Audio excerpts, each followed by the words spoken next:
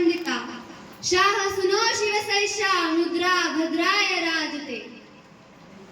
महाराष्ट्राचा जो इतिहास लिहिला तो कोणी ऐरागैराने नव्हे, तर महाराष्ट्राचा इतिहास लिहिला तो डोंगरांच्या हिरव्या पिवळ्या शालीने, तलवारीच्या खणखणाटीने, विजांच्या कडकडाटीने, ढगांच्या गडगडाटीने, घोड्यांच्या टपाने आणि शाहिरांच्या टपांनी. आणि हा इतिहास घडवला तो छत्रपती शिवाजी महाराजांनी. सर्वप्रथम मुजरा त्या छत्रपती शिवरायाला, रयतेच्या राजाला, ज्याच्या भक्तीला जोड नाही, शौर्याला तोड नाही, जो अभंग आहे सागर समान, ज्याचं द्वार म्हणजे आभाळाचा सन्मान. आज राजे शिवछत्रपती प्रौढ प्रताप पुरंदर, क्षत्रिय कुलावदंश, सिंहासनाधीश्वर, कर्तव्य दक्ष, चारित्र्य संपन्न, महाराजाधिराज, श्रीमंत योगी, श्री श्री श्री छत्रपती शिवाजी महाराज की जय. छत्रपती शिवाजी महाराज की जय. बंदुकीच्या जोरावर आणि हंटरच्या धाकावर मी अनेक वाघांना माणसाप्रमाणे जगायला शिकवणारी माणसं बघितली, पण इथल्या माणसांना वाघासारखं जगायला शिकवलं ते फक्त माझ्या राजानं. आज आपण ज्या महाराष्ट्रात राहतो तो महाराष्ट्र म्हणजे काय? अहो, हा महाराष्ट्र म्हणजे शिवराय यांच्या विचारांचा, जिजाऊंच्या संस्कारांचा आणि शंभूच्या पराक्रमाचा साक्षीदार म्हणजे महाराष्ट्र आहे. कष्टकरी शेतकऱ्यांचा, दीनदलितांचा आणि दिल्लीच्या तख्ताला हे घाम उठणारा माझ्या जिगरबाज अशा मर्द मावळ्यांचा महाराष्ट्र आहे. जिगरबाज अशा मर्द मावळ्यांचा महाराष्ट्र आहे. आणि याच महाराष्ट्रात 19 फेब्रुवारी 1630 रोजी एका रत्नाचा जन्म झाला. ते रत्न म्हणजेच छत्रपती शिवाजी महाराज. छत्रपती शिवाजी महाराजांचे अनेक जिद्दीचे व पराक्रमाचे प्रसंग आपण ऐकले वाचले असतीलच.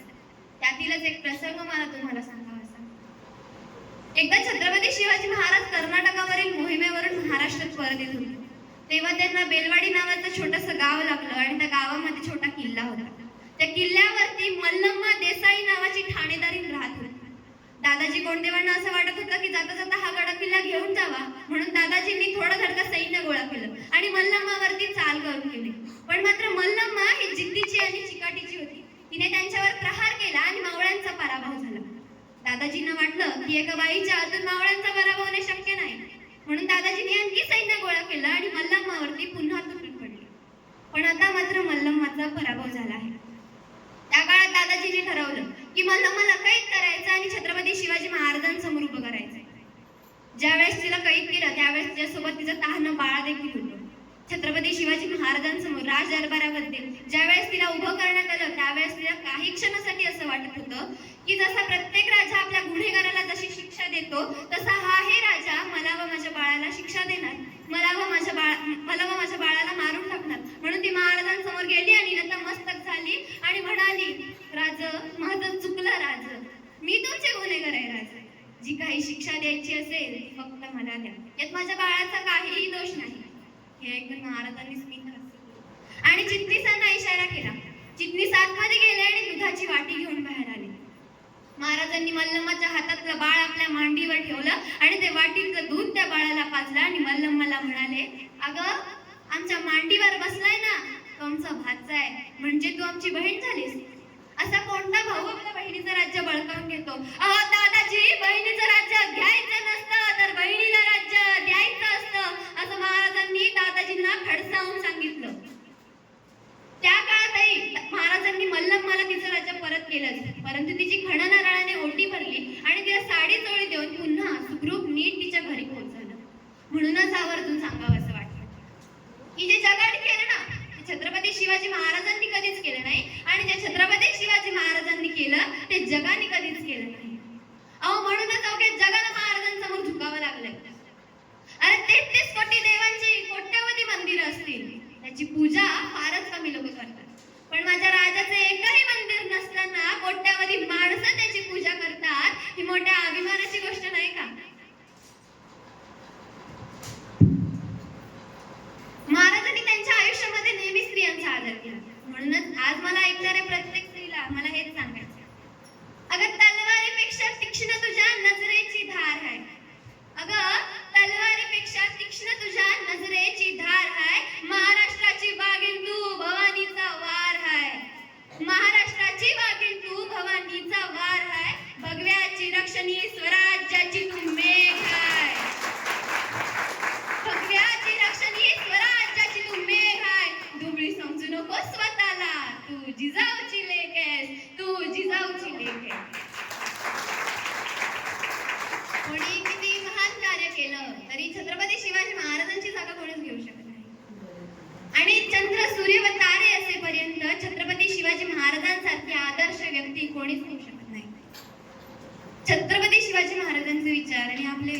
बघा सर्व तुम्हीच की महाराजांच्या विचार प्रणालीला आपण किती प्रेरणा देतो.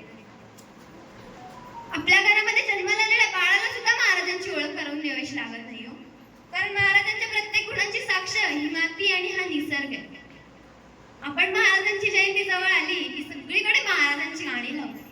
प्रत्येक नाक्यावर महाराजांचं बॅनर लावतो, प्रत्येक गाडीवर महाराजांचं पोस्टर चिटकवतो, कपाळावरती चंद्रकोर कोरतो, गळ्यात महाराजांचं लॉकेट अडकवतो, प्रत्येकाच्या दारात भगवा फडकवतो, दारात रांगोळी काढतो. मस्त वाटतं सगळं, खूप भारी. पण कधी डोक्यात घेतो का की छत्रपती शिवाजी महाराज काय होते, त्यांचे मित्र कसे होते, त्यांचे आचार विचार कसे होते. छत्रपती शिवाजी महाराजांना साध्या सुपारीच्या खंडाचं सुद्धा व्यसन नव्हतं आणि आजचे युवक दारूच्या नशेत वाहत चालले आहेत. छत्रपती शिवाजी महाराजांचा मावळा रात्री 2 वाजता कोंढाणा किल्ला चढला होता. रात्री 2 वाजता कोंढाणा किल्ला चढला होता आणि आजचा युवक रात्री 2 वाजता कुठल्या तरी बार मध्ये बसलेला असतो, त्याचा मोबाईल खेळत बसलेला असतो. मग तुम्हीच सांगा महाराजांचे कोणते गुण आणि कोणते विचार आपण आपल्या स्मरणात घेतले.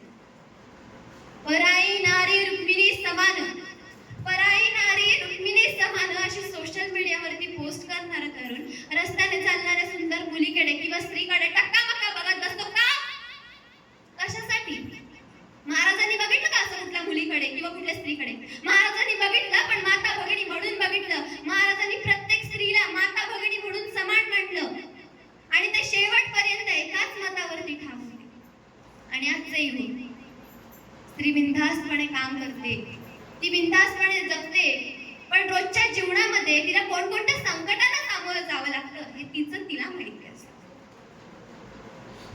ती आपल्या कुटुंबासाठी खूप काही करते, तरी सुद्धा असतं तसे काय, ती ना तशीच आहे, ती ना अशीच आहे. अहो काय गरज आहे? ती कोणाची बहीण असेल, कोणाची बायको असेल, कोणाची आई मामी मैत्रीण कोणीही असेल, तुम्ही तुमच्या समोर तिला आदर्शच ठेवा ना. तिच्या चारित्र्यावर संशय टाकू नका. हा बाबा ही तिच्या कुटुंबासाठी खूप काय करते हे स्मरणात ठेवा ना. अहो बदला आता तरी स्वतःला, विचारा स्वतःच्या अंतःकरणाला की काय होते छत्रपती शिवाजी महाराज, कोण होत्या मासाचे जिजाऊ, कोण होते शंभू महाराज. विचारा. उघडा डोळे आणि जगा नीट तरच शोभेल छत्रपती शिवाजी महाराजांचा महाराष्ट्र नीट. हेच सांगायचंय की ज्या जल्लोषात महाराजांचा जय जयकार करता, ज्या जल्लोषात महाराजांची जयंती साजरी करताना त्याच जल्लोषात महाराजांच्या विचार प्रणालीला प्रेरणा द्या. बघा आपला महाराष्ट्र कधीच पाठी राहणार नाही. आज आपली ओळख आहे ना केवळ त्यांच्या जिद्दीने, त्यांच्या विचारांनी, त्यांच्या लढाईने आहे. ती फक्त टिकवा. आपण काय करतो? तुमच्या गावातली शिवजयंती चांगली झाली की आमच्या गावातली शिवजयंती चांगली झाली? पेपरला तुमच्या गावाची बातमी आली की आमच्या गावाची बातमी आली? महाराजांचे दिखावे साजरे करू नका हो. त्यांनी जातीभेद केला नाही, आपण का करतो? बलात्कार, लाचखोर असे प्रसंग आपल्या अवतीभोवती घडतात ना, ते पहिले थांबवा. महाराजांची एक शिकवण आहे, राज्य किती का छोटं असेल पण स्वतःचं असावं. राज्य किती का छोटं असेल ना पण स्वतःचं असावं. त्यामुळे स्वतःचं अस्तित्व निर्माण करा, तरच जग तुमचा आदर करेल.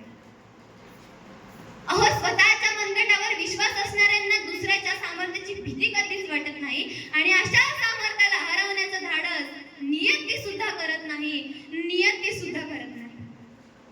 जर तुम्ही तुमच्या आयुष्यात नियोजन न केल्याशिवाय जर कोणती गोष्ट केली तर ती नेहमी चुकीची असणार. त्यामुळे नियोजनबद्ध व्हा. महाराजांनी खाण्याचा गोताळा बाहेर काढला, फक्त 2 मिनिटात काढला.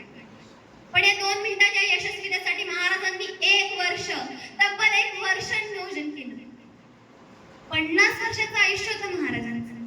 अशी एकही गोष्ट नसेल, अहो सापडणारही नाही त्या गोष्टीचं महाराजांनी नियोजन केलं नाही. संपूर्ण आयुष्य महाराजांचं नियोजनबद्ध होतं. म्हणून परत सांगतेय, बदला स्वतःला, महाराजांच्या विचारांना जाग करा. च्या युवा पिढीला हेच सांगायचं, महाराजांसारखं जगा. आपली संस्कृती, नीतिमत्ता, विद्वनता, आचार विचार हे गुण आत्मसात करा. मग आपण खऱ्या अर्थाने मावळे आहोत हे म्हणायला हरकत लागणार नाही. जसं मी मग महाराज हे अष्टपैलू सर्व गुण संपन्न होते आहेत आणि इथून पुढेही राहतील. त्यांनी प्रजेवरती अन्याय अत्याचार करणाऱ्या शत्रूचा बंदोबस्त केला. त्यांनी प्रजेच्या कल्याणासाठी आपला बहुमोल वेळ खर्च केला. जसं मगाशी मी म्हटलं की महाराजांच्या आयुष्यातली अशी एकही गोष्ट नसेल की त्या गोष्टीचं महाराजांनी नियोजन केलं नाही. मात्र एक गोष्ट अशी आहे की त्या असं महाराजांनी नियोजन केलं नव्हतं. ती गोष्ट म्हणजे महाराजांचा मृत्यू. महाराजांना नव्हतं माहिती की त्यांचा मृत्यू होणार आहे आणि त्यांनी नियोजन देखील नव्हतं केलं. महाराजांचा मृत्यू 3 एप्रिल 1680 रोजी रायगडावरती झाला. एक जाणता, आदर्श, पराक्रमी, लोककल्याणकारी, नीतिवंत, गुणवंत, यशवंत, कीर्तिवंत, वरदवंत, सामर्थ्यवंत, जयवंत, पुण्यवंत, क्षत्रिय मराठा जाणता राजा आपण त्या आड गेला. जाता जाता इतकंच सांगेल, कोणाचा जन्म कोणाला काय देऊन केला हे नाही माहिती, हा पण माझ्या राजाचा जन्म आपल्या सगळ्यांना स्वराज्य देऊन गेला हे मात्र नक्की करा. बोला छत्रपती शिवाजी महाराज की जय.